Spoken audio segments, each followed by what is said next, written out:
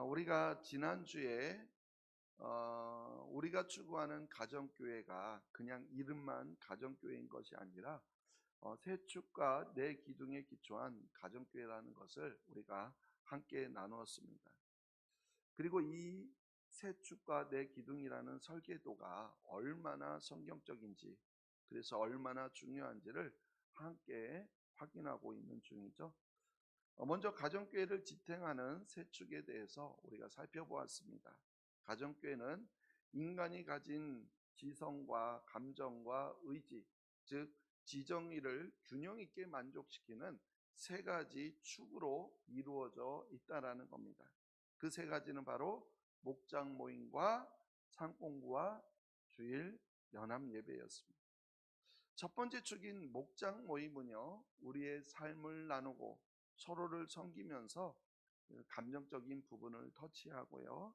두 번째 축인 상공부는 성경을 체계적으로 배우면서 우리의 지적인 부분을 채워주고요. 그리고 세 번째 축인 주일 연합 예배는 하나님의 임재 안에서 결단하게 하면서 우리 의지적인 부분들을 세워준다라는 겁니다. 이렇게 이 세 개의 축이 다리 세 개 달린 의자처럼 균형을 이룰 때 우리의 신앙은 흔들리지 않고 건강하게 세워진다라는 것입니다. 또한 이 세 개의 축이 톱니바퀴처럼 맞물릴 때 진정한 회심과 영적 성장이 일어나며 또한 전도도 자연스럽게 일어난다라는 겁니다. 그래서 교회 공동체도 건강하게 세워진다라는 것이죠. 그리고 이어서 우리 가정교회 시스템인 세 축을 움직이는 정신, 그러니까 핵심 가치인 네 기둥에 대해서 우리가 살펴보기 시작했습니다. 지난주에는 그 첫 번째 기둥인 성경적인 교회의 존재 목적, 바로 교회의 존재 목적에 대해서 우리가 함께 묵상했었습니다. 마태복음 28장 19절 20절에 예수님의 마지막 유언과도 같은 그 대사명을 통해서 교회가 존재하는 이유는 단 하나임을 우리가 확인했습니다. 가서 모든 민족을 제자로 삼으라. 바로 영혼을 구원하여 제자를 삼는 것, 이것이 바로 교회의 존재 목적입니다. 그리고 이 목적이 분명할 때 교회의 모든 방향과 결정이 흔들리지 않는다라는 것이죠. 마치 옷의 첫 단추를 바로 끼우는 것처럼 존재의 목적이 바로 서게 되면 나머지 모든 것들은요, 자연스럽게 제자리를 찾아가게 된다라는 겁니다. 그래서 나머지 세 개의 기둥도요, 첫 번째 기둥과 함께 균형 있게 세워질 때 비로소 가정교회 설계도가 완성된다라는 것이죠. 자, 그렇다면 오늘은 그 다음 단추를 우리가 끼울 차례인데요. 바로 네 기둥 중에서 나머지 세 개의 기둥을 우리가 살펴보겠습니다. 바로 두 번째 기둥은요, 제자를 만드는 방법이고요. 세 번째 기둥은요, 평신도와 목회자의 사역 분담이고요. 네 번째 기둥은 종의 리더십입니다. 자, 먼저 네 번째 기둥 중 두 번째 기둥은 제자를 만드는 방법. 제자 만드는 방법, 다른 말로 제자 훈련이겠죠. 제자 훈련인데 그냥 가르치는 제자 훈련이 아니라 보여주는 제자 훈련을 말합니다. 자, 네 기둥 중에 두 번째 기둥, 가르치는 제자 훈련이 아니라 어떤 제자 훈련이요? 보여주는 제자 훈련이다. 자, 첫 번째 기둥이 교회의 존재 목적이라고 그랬죠? 그 목적이 뭐예요? 영혼을 구원하여 제자 삼는 것이라고 그랬잖아요. 그렇다면 이 두 번째 기둥은 바로 그 목적, 영혼을 구원하여서 제자 삼는 것, 제자를 삼는 것. 그래서 어떻게 그 제자 삼는 것을 실현할지 구체적인 방법을 제시하고 있습니다. 그러니까 바로 제자 훈련의 핵심 원리를 보여주고 있는 것이죠. 자, 그러면 우리가 성경으로 들어가 보겠습니다. 오늘 본문이죠. 마가복음 3장 14절 우리 다시 한번 같이 읽어보겠습니다. 이에 열두를 세우셨으니 이는 자기와 함께 있게 하시고 또 보내사 전도도 하며. 아멘.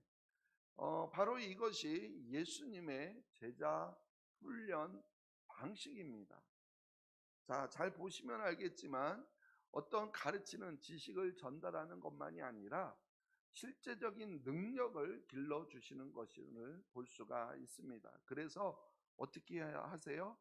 내보내셔서 직접 전도도 하게 하셨다. 직접 말씀을 전하게도 하셨다라는 거예요. 이처럼 강의실에 앉아서 가르치는 것이 아니라 현장에 나가서 실습 위주의 훈련을 시키셨다라는 겁니다. 자, 그리고 예수님은요, 무엇보다도 제자들을 함께 있게 하시고, 함께 있게 하셨다라는 거예요. 여기에서 함께 있다라는 사실이 매우 중요합니다. 예수님은요, 제자들과 함께 있으며, 그래서 삶으로 그들에게 보여주셨다라는 거예요. 항상 제자들과 함께 먹고 함께 자고 함께 기도하며 모든 일상을 제자들과 공유하셨다라는 거예요. 그러니까 제자들은 예수님과 함께 있으며 예수님의 말로만 배우는 것이 아니라 예수님의 삶과 예수님의 사역을 옆에서 직접 보면서 배웠다라는 사실입니다.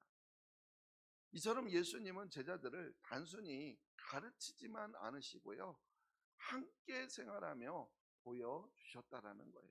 이것이 바로 예수님의 제자 훈련하는 방식이었습니다. 자, 그렇다면 우리가 하고자 하는 제자 훈련 방법, 우리는 어떤 방법을 사용해야 하겠습니까? 다른 어떤 방법보다도 우리는 예수님의 방법을 따라서 해야 하지 않겠습니까? 초대교회도요, 당연히 예수님의 방식을 따랐어요. 그래서 사도 바울은 고린도 교회의 성도들에게요, 내가 그리스도를 본받는 자 같이 너희는 나를 본받는 자가 되라, 이렇게 말했죠. 바로 이거예요. 본을 받는 거, 보고서 따라하는 거예요. 그러니까 제자 훈련은 가르치는 훈련보다 보여주는 제자 훈련이 되어야 한다라는 겁니다. 그렇다면 이 보여주는 제자 훈련이요, 왜 중요할까요? 우리가 한번 제자 훈련의 본질을 한번 생각해 봅시다. 많은 교회가 제자 훈련을 하면 대부분 성경 공부 훈련에 치중하고 있다라는 거예요. 그러다 보니까 이러한 성경 공부를 통해서 지식 전달은 되는데요. 그래서 머리로는 이해를 합니다. 하지만 이 삶의 변화로 이어지는 경우는 그리 많지 않다라는 거예요. 결국에는 가르치는 것에 한계가 있다라는 것을 우리에게 보여주고 있습니다. 그래서 현대교회에서 제자훈련이 실패하는 이유도 바로 이처럼 성경 공부 위주의 목회자 중심의 일방적인 전달 때문이라는 거예요. 목회자가 모든 것을 다 가르치다 보니까 평신도들은 수동적으로 듣기만 하게 된다라는 것이죠. 그러다 보니까 늘 듣기만 하고 끝나요. 그래서 많은 훈련 프로그램이 있어도 실제 그 훈련을 받고 사역자가 나오지 않게 된다라는 거예요. 그러나 그와 반대로 보여주는 훈련은요, 실제 멘티 관계에서 이루어지게 되는 것이죠. 그리고요, 리더가 자신의 삶을 투명하게 드러내야 한다라는 거예요. 특히 우리 목장에서는요, 삶의 민낯이 고스란히 드러난다라는 겁니다. 이혼할 듯이 부부싸움을 하고요, 직장 상사와 갈등이 깊어져 사표를 던지고 싶고, 또 죽으라 말을 안 듣는 그런 자식 때문에 골머리를 썩으면서 하나님이 원하시는 삶을 살기 위해 몸부림치는 그런 모습들이 그대로 노출된다라는 것이죠. 이러할 때 영적으로 성숙한 사람들이 그 상황을 어떻게 극복하고 대처하는지를 말 그대로 보여주게 되는 거예요. 그래서 이처럼 성공한 경험만이 아니라 실패한 경험까지도 그 모든 것들을 포함해서 보여주고, 그러나 그것을 기도로 이겨내는, 믿음으로 이겨내가는 과정들을 함께 공유하면 바로 제자들이 공감하게 되고 그것을 따라하게 된다는 거예요. 이게 제자 훈련의 방법인 거예요. 그래서 목장 식구들과의 관계 속에서 이제 목장 식구들이, 목원들이 제자가 되어 간다라는 것이죠. 근데 사실 목자와 목원 간의 관계가, 또 목원과 목원들 간의 관계가 항상 좋은 것은 아니에요. 때로는 다투기도 하고 싸우기도 합니다. 마찬가지 또 실패하는 모습인데, 그러나 그러한 과정 가운데에서도요, 또 참고 이해하고 인내하고 또 사랑하려고 노력하는 그러한 모습들을 하면서 보면서 또 노력해 가면서 목원들이 변해 간다라는 거예요. 이처럼 가정교회는 제자 훈련을 가르쳐서가 아니라 보여줌으로써 하는 거예요. 그러니까 보여줌으로써 제자를 만드는 것입니다. 그렇습니다. 제자는 배우는 사람이지만 배우는 것으로 끝나는 것이 아니라 자신이 배운 것을 다른 사람에게 전수한다라는 특징을 가지고 있습니다. 하나 예를 들어서 학원 강사는요, 학원 강사에 배운 수강생들이 있겠죠. 예, 제자라고 좀 안 하죠. 대학 교수에게는 제자가 있습니다. 왜 그럴까요? 수강생은요, 배우고자 하는 목적이 있어요. 그래서 그 배운 것을 자신이 취하는데 그친다라는 거예요. 근데 제자는 스승에게 배운 것을 이제 그 밑에 또 다시 자기의 제자들에게 전수해 나간다라는 겁니다. 바로 그거와 같아요. 예수님이 하시던 일을 이어받는 것으로 끝이 아니에요. 바로 그를 통해서 예수님이 하시던 사역을 하는 사람들이 만들어지면 또 다시 우리는 제자를 만들어 가야 된다라는 거예요. 그래서 우리는 여기에서 한 가지 생각해 볼 것은, 성경이 그렇다고 하면 그런 줄 우리는 알아야 한다는 겁니다. 우리는 신앙생활을 한다고 하면서도요, 얼마나 성경이 말하는 것과 다른 신앙생활을 우리가 하고 있습니까? 성경이 말하는 것처럼 우리는요, 제자 훈련을 하더라도 지식 중심에서 벗어나서 삶으로 보여주는 훈련으로 나아가야 한다는 거예요. 실제로 제자 훈련을 하다 보면요, 성경만 가르치지는 않아요. 여러 가지 실습이나 과제들이 있는데 그걸 제대로 해오지 않다 보니까 결국에는 가르치는 것으로 끝나고 만다라는 거예요. 그러나 우리는요, 그렇게 해서는 안 됩니다. 성경이 말하는 제자 훈련이 뭡니까? 보여주고 또 본대로 따라하는 거예요. 그렇게 해야만 영혼 구원이 바로 제자 훈련으로 이어지고요. 그래야 제자 양성이 계속 이어진다라는 거예요. 그렇지 않으면은 교회 사명이 멈추게 된다라는 겁니다. 그렇다면 가정교회에서는 이 훈련을 어떻게 실천할까요? 바로 목장 모임이 제자 훈련을 실천할 최적의 장소라는 거예요. 목장은 주 1회 모임이긴 하지만, 그러나 그 너머로 늘 일상에서의 삶을 모두 공유하기 때문에 그렇습니다. 그리고 중요한 것은 앞에서 말한 것처럼 목자가 평신도 리더로서 먼저 행동으로, 삶으로 보여주는 거예요. 그게 진짜 제자 훈련이라는 것이죠. 그래서 BRP를 초청하는 그러한 것도 마찬가지 직접 보면서 목원들이 배우고 따라하게 되는 거예요. 목자가 먼저 전도하면 목원들이 따라온다라는 것, 바로 이것이 제자 훈련의 핵심입니다. 이처럼 함께 식사하고 방문하며 또 기도하는 그러한 과정에서 자연스럽게 훈련이 된다라는 것이죠. 그리고 이것이 예수님의 제자들과의 관계처럼 가족 같은 공동체라는 거예요. 가정교회를 처음 시작한 휴스턴 서울교회의 경우 이러한 방법으로 제자 훈련을 도입한 후에요, 평신도 목자들의 삶으로 평신도 목자들이 그렇게 삶으로 제자 훈련을 받았을 때 바로 수백 개의 목장이 만들어졌다라고 고백합니다. 영혼 구원이 폭발적으로 늘었고 제자들이 양성되면서 교회가 건강하게 확장되었다라고 고백하고 있습니다. 바라옵기는 우리 교회도 이 길을 따를 수 있기를 소망합니다. 근데 또 언제나 도전이 따르죠. 목회자는 제자 훈련이라는 그 권한을 위임해야 하고, 또 목자는 자신의 삶의 투명성을 유지해야 하기 때문에 그렇습니다. 하지만 완벽하지 않다라는 것을 우리는 깨달아야 되고, 그래서요, 이 완벽하지 않음을 인정하는 용기가 우리에게 꼭 필요한 것 같습니다. 그래서 만약에 이러한 훈련이 없다면 가정교회는요 실패하게 될 것입니다. 그러나 반대로요, 이 훈련이, 이러한 제자 훈련이 제대로 이루어진다고만 한다면 아마 효과는 매우 놀랄 것입니다. 제자들이 삶으로 변화되어서 직장이며 가정이며 어디에서든지 전도하게 된다라는 것이죠.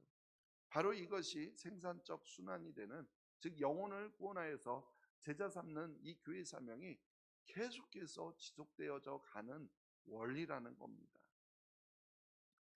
그렇다면 오늘 우리는 이 말씀을 통해서 우리 자신을 돌아보기를 원합니다. 나는 정말 성경을 가르치기만 하고 있는가? 아니면 삶으로 보여주고 있는가? 바라옵기는 이 두 번째 기도, 제자 훈련이 보여주는 제자 훈련이 되어서 이 제자 훈련이 바로 세워지기를, 두 번째 기둥이 바로 세워지기를 원합니다. 보여주는 제자 훈련을 통해서 영혼 구원과 제자 삼는 것을 실현하는 우리 신흥교회가 되기를 간절히 소망합니다. 네 개의 기둥 중에 이제 세 번째 기둥 뭐였냐면은 성경적인 교회의 사역 분담입니다. 성경적인 사역 분담이에요. 그냥 사역 분담이 아니라 어떤 사역 분담이라고요? 성경적인 사역 분담이라는 거예요.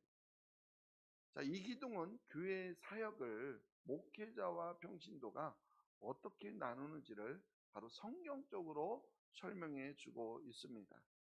그래서 첫 번째 기둥인 교회의 존재 목적이, 그리고 두 번째 보여주는 제자 훈련. 자, 그렇다면 이 세 번째 기둥, 이 성경적인 사역 분담은 바로 앞에서 말한 첫 번째 기둥 존재 목적과 두 번째 기둥 제자 훈련을 바로 실제 사역으로 실현하는 방법을 보여주고 있습니다. 자, 성경적이라고 했으니까 다시 또 성경으로 들어가겠습니다. 그런데 사실 성경에는요 평신도나 성직자에 대한 구분이 없다라는 사실이에요. 아니, 평신도라는 단어가 아예 성경에서는 등장하지 않습니다. 사실 이러한 구별이 언제 이루어졌냐면요, 로마의 콘스탄틴 황제가 기독교를 공식 종교로 인정할 때, 그러니까 공인할 때, 바로 그때요 제국주의 시스템이 바로 이 교회 안에도 들어와서, 그래서 교회 안에는 원래 없었는데 그런 계급 같은 제도가 생기면서 평신도라는 단어가 생겼다라는 거예요. 이 성경에는요, 신약 성경에는요 성직자, 평신도 구별 없이 모두 다 성도라고 불렀다라는 사실입니다. 그렇다면 지금 우리에게 너무나도 익숙해진 목회자와 평신도를 어떻게 구분할 수 있을까요? 굳이 구분을 하자면은 모두 다 성도라고 그랬잖아요. 그러니까 목회자 성도와 평신도 성도 이렇게 구분할 수 있지 않을까요? 자, 그렇다면 목회자 성도와 평신도 성도가 할 일은 각각 무엇일까요? 우리는 이 답을 이미 성경을 통해서요 여러 번 확인을 했습니다. 바로 에베소서 4장 11절 12절인데요. 또 같이 한번 읽어볼게요. 그가 어떤 사람은 사도로, 어떤 사람은 선지자로, 어떤 사람은 복음 전하는 자로, 어떤 사람은 목사와 교사로 삼으셨으니 이는 성도를 온전하게 하여 봉사의 일을 하게 하며 그리스도의 몸을 세우려 하심이라. 아멘. 이것이 바로 성경적인 원리입니다. 여기에서 11절에 보면은 사도, 선지자, 복음 전하는 자, 목사, 교사 이렇게 나오는데요. 이들의 모든 공통점은요 뭐냐면은 말씀 사역자라는 거예요. 오늘날로 말하자면 정식으로 신학을 공부해서 목사 안수를 받은 목회자라고 할 수 있겠습니다. 이처럼 목회자는 말씀 사역자이므로 신학을 공부하고 안수를 받아야 합니다. 왜냐하면 신학적 지식과 자질을 갖추어야 강단에서 바른 말씀을 선포할 수 있기 때문에 그렇습니다. 성경을 제대로 모르고 말씀을 전하면 될까요? 안 될까요? 잘못된 말씀을 전하면 듣는 사람이 잘못 알게 되잖아요. 그래서 말씀 사역자는 이러한 과정을 거치게 되는 거예요. 그래서 이러한 목회자는 무엇을 한다고요? 성도를 온전하게 하여서, 그래서 성도로 하여금 봉사일을 하게 하고 그리스도의 몸을 세워 나아가도록 돕는 역할을 한다라는 거예요. 자, 그런데 여기에서 제가 하나 밑줄을 쳐놓은 게 있죠? 어떤 단어입니까? 예, 봉사라는 단어에 밑줄 쳤는데, 이 봉사라는 말이 헬라어 원어로는 집사라는 뜻이에요. 집사가 무슨 일 하는지 아시죠? 그리고 다른 성경에는요, 이 단어가, 봉사라는 단어가 목양이라는 뜻으로도 번역되어 있습니다. 그러니까 목양하는 것이 누구의 일이에요? 목회자의 일이에요? 성도의 일이에요? 목양하는 것이 성도의 일이라는 거예요. 대답하기 어렵습니까? 제가 지금 성경을 이해하고 있는 거예요. 다른 걸 이야기하고 있는 것이 아니라 성경을 말하고 있는 거예요. 여러분들이 부담스러워도 어쩔 수 없어요. 저는 성경이 그렇다고 하면 그런 겁니다. 정리하자면 목회자는요, 성도들을 온전하게 해서 성도들이 목양하도록 하고요, 그리스도의 몸, 즉 교회를 세우도록 해야 한다라는 의미예요. 근데 지금까지 한국 교회는요, 어땠습니까? 성도의 사역을 목회자들이 했어요. 목양하고 교회를 세우는 일은 본래 성도의 몫이었는데 그것을 목회자가 할 일이라고 생각했다라는 거예요. 그렇다면 목양과 교회를 세우는 성도 본연의 역할을 빼앗긴 성도들의 모습은요, 어떻게 되었을까요? 여러분들의 모습을 생각하면 될까요? 교회 예배 안 빠지고 11조 꼬박꼬박 잘하고 교회에서 입을 꼭 다물고 있으면 아주 모범적인 그리스도인으로 인정받는 존재가 되었습니다. 맞나요? 아닌가요? 네. 그러나 사실 성도들의 마음속에는 가치 있는 영원한 것을 위해 일하고 싶은 욕구가 있다라는 거예요. 그래서 가정교회는 그 본래 성도들의 몫이었던 영원한 가치가 있는 그 사역을 바로 성도들에게 되돌려 주어서, 그래서 성도들이 보람을 갖고 사역을 하게 만들어 준다라는 겁니다. 그러다 보니까 성도들도요, 교회 생활에 활기가 넘쳐요. 본연의 사역을 되돌려 받았기 때문입니다. 잘 들어보세요. 종교개혁이요. 여러분 종교개혁 잘 하잖아요. 우리 종교개혁 때문에 이렇게 하나님 앞에 나와 마음껏 예배드리잖아요.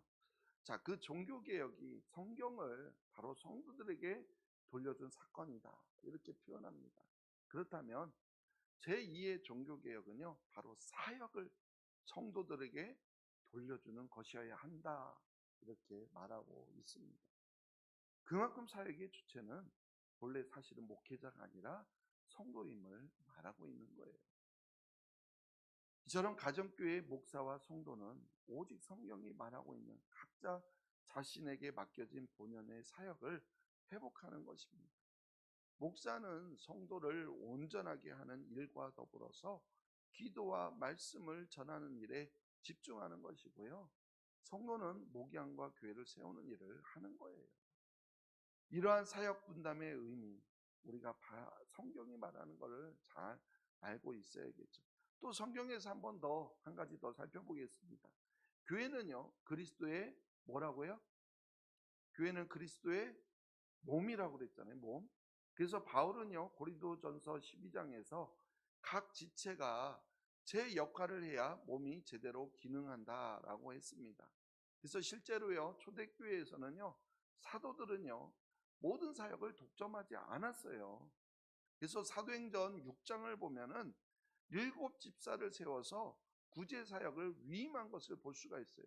여러분, 위임할 때도요, 그냥 관리 감독하면서 일만 하게끔 한 게 아니라 실제로 그 모든 사역을 완전히 위임한 것을 볼 수가 있어요. 이것이 바로 분담의 원칙이에요. 이처럼 목회자는 평신도를 세우는 자이고 평신도는 사역을 감당하는 자라는 거예요. 근데 현대교회의 흔한 문제는 목회자 중심의 사역 독점이라는 거예요. 목회자가 예배며 교육이며 신방이며 행정까지도 모두 다 떠맡고 그냥 평신도는 주일날 와서 예배만 드리고 가는 그런 관중이 되어버렸다는 거예요. 결과적으로 교회가 정체하고 교회 존재 목적인 영혼 구원이 교회 안에서 일어나지 않습니다. 사역 분담은요, 바로 모든 성도가 사역자로 세워지는 과정이에요. 목회자의 사명은 평신도를 온전케 하는 것입니다. 그리고 이것이 바로 교회의 건강한 성장을 가져온다라는 거예요. 평신도가 능동적으로 참여하면 교회가 활성화되고요, 소속감이 생기게 되는 거예요. 그런데 거의 다 수동적으로 참여하는 그러한 모습이라는 거죠. 하나님께서 여러분들 모두를 부르셨어요. 에베소 말씀처럼 목회자는 도구일 뿐이고요, 주역은요 바로 여러분 평신도들입니다. 자, 그렇다면 가정교회에서 이 분담을, 사역 분담을 어떻게 해야 할까요? 어떻게 실천할까요? 마찬가지로 목장이 바로 사역 분담의 장소입니다. 목회자는 주일 예배와 또 목자 훈련에 집중을 합니다. 또한 예수 영접과 상공부를 통해서 평신도를 준비시켜요. 반면 평신도 목자는요, 목장에서 사역을 주도한다라는 거예요. 목원을 돌보고 제자를 양성하며 전도를 하고 기도 모임 등을 담당한다라는 겁니다. 바로 이것이 평신도 사역으로, 그래서 목장이 곧 교회가 되는 거예요. 그래서 목장을 교회라고 하는 거예요. 작은 교회라는 표현을 쓰기도 하죠. 자, 이렇게 평신도들이요 사역을 분담하면 자발적으로 참여하게 되고요, 그래서 목장 안에 영혼 구원이 증가하게 되는 겁니다. 자, 우리 교회도 이 길을 따를 때 모든 성도들이 그렇게 사역자로 빛날 수 있게 되기를 소망합니다. 그리고 이것은 권한을 위임하고 또 책임을 분산하는 것에서부터 시작된다라는 거예요. 그렇게 목회자가 평신도를 신뢰하게 되면 평신도가 성장하게 된다라는 것이죠. 그러나 마찬가지 여기에도 도전이 있습니다. 목회자는요 권위를 쉽게 내려놓지 못해요. 또 성도를 통제하려는 욕구 또한 쉽게 내려놓지 못한다라는 거예요. 또 평신도는 그렇게 목자로서 목양해야 되는 책임감을 져야 하는 부담 때문에 회피하려 한다라는 거예요. 여러분 혹시 말씀을 들으면서 걱정되십니까?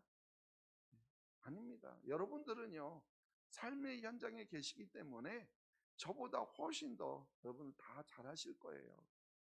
여러분의 친구, 여러분의 가족, 여러분의 직장 동료, 여러분의 이웃의 그 아픔을 저보다 여러분이 더 잘 알고 계시지 않습니까? 하나님은 여러분들을 왕같은 제사장으로 부르셨습니다. 이제 그 왕같은 제사장이라는 영광스러운 직분을 이제 말이 아니라 실제로 여러분들에게 돌려드리려고 합니다. 그러므로 사역을 두려워하지 마십시오. 얼마든지요 훈련을 통해서 준비되면 되는 것입니다. 그래서 우리 모두가 이 세 번째 기둥 뭐였죠? 성경적인 사역 분담을 바로 세워서, 그래서 가정교회를 통해 우리가 초대교회의 그 모습을 다시 회복할 수 있게 되기를 소망합니다. 우리 모두가, 모든 성도가 사역자로 서는 교회가 되기를 소망합니다. 그래서 저는 여러분들이 빛날 수 있도록 말씀으로 훈련하고 또 기도로 지원하고 리더십을 발휘할 수 있도록 계속 도울 것입니다. 자, 이제 네 번째 기둥 중, 네 개의 기둥 중 마지막 네 번째 기둥 뭐였죠? 종의 리더십인데요. 종의 리더십은 시간 관계상 다음 주에 이어서 하도록 하겠습니다. 이제 오늘 말씀을 마치고자 합니다. 오늘 우리는 가정교회 네 기둥 중에 두 번째, 세 번째 기둥을 함께 살펴보았습니다. 성격적인 제자훈련으로서 이제 보여주는 제자훈련, 그리고 성경적인 사역 분담입니다. 예수님은 제자들을 멀리서 가르치지 않으시고 자기와 함께 있게 하시며 삶으로 보여주셨습니다. 또한 성경은 교회 사역이 몇 사람에게 집중되는 것이 아니라 모든 성도가 함께 감당해야 할 부르심임을 말씀합니다. 그러므로 이제 우리도요, 듣는 데서 머물지 말고요, 이제는 보여주는 제자로 감당하는 사역자로 일어서야 합니다. 나는 지금 말로만 신앙을 전하고 있는지, 아니면 삶으로 예수님을 드러내고 예수님을 전하고 있는지 우리 자신을 돌아봤으면 좋겠습니다. 하나님은 준비된 사람만 쓰시는 것이 아니라 바로 순종하는 사람을 하나님께서 사용하신다라는 겁니다. 우리 교회가 이 두 기둥을 바로 세울 때 목장은 제자를 세우는 현장이 될 것이고, 또 모든 성도들은 영혼 구원과 목양의 통로가 될 줄로 믿습니다. 우리 모두가 오늘 이 가르치는 신앙을 넘어서 보여주는 신앙으로, 또 우리가 이런 관계의 자리에 일어나서 이제 사명의 자리로 나아가기를 결단하는 시간 되기를 소망합니다. 그래서 하나님의 은혜로 이 기둥들이 바로 세워져서 영혼을 구원하여 제자를 세우는 우리 신흥교회가 되기를 간절히 주님의 이름으로 축원합니다. 아멘. 하나님 아버지, 감사합니다. 우리가 하고자 하는 것은 가정교회의 시스템이 아니라 바로 성경이 말하는 교회, 하나님이 원하시는 교회를 하고자 하는 것인 줄로 믿습니다. 성경이 말하는 것을 우리가 바로 깨달아서 우리의 전통과 우리의 관습과 우리의 방법대로가 아닌 성경이 말하는 방법대로 다시 교회가 세워지길 원합니다. 그래서 교회의 존재 목적인 영혼을 구원하여 제자를 삼는 일을 최고의 목적으로 두고, 그래서 제자를 삼을 때 말로만 제자를 삼는 것이 아니라, 말로 가르쳐서 제자를 삼으려 하는 것이 아니라 삶으로 보여주는 제자 훈련하는 우리 교회가 되기를 소망합니다. 또한 성경이 말하는 것처럼 사역을 성경이 말하는 대로 제대로 분담하여서 본래 사역의 주인이었던 우리 성도들이 사역을 감당함으로 인해서 실제 사역의 주체가 되게 하여 주시고, 보람을 경험하며 하나님 앞에 정말 놀라운 기쁨을 영위할 수 있는 우리 모든 성도님들 되길 원합니다. 제대로 사역이 분담되어서 정말 가정교회로 세워질 때 하나님이 일하실 일들을 기대하며 나아가는 우리 모두가 되게 도와주시옵소서. 감사하며 예수님의 이름으로 기도하옵나이다.